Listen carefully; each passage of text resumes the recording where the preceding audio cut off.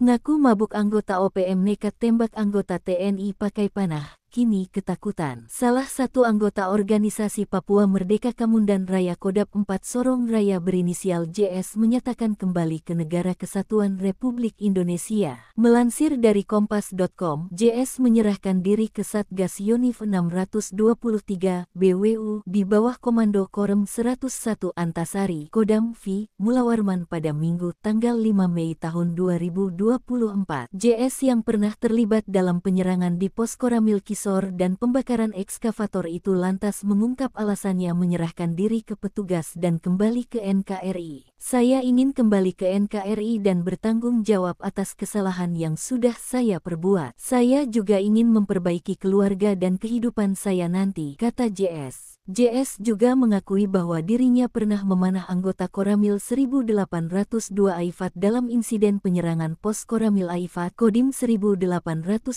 Maibrat di Kumurkek karena mabuk pada tanggal 4 Februari tahun 2023. Akibat aksinya itu, satu anggota TNI terluka di bagian punggung. Nama JS kemudian masuk dalam daftar pencarian orang Polres Maibrat. Lebih dari setahun tinggal di hutan, JS kemudian memutuskan keluar dari kelompok itu karena merasa tak nyaman. JS juga mengajak anggota OPM lain untuk mengikuti tindakannya.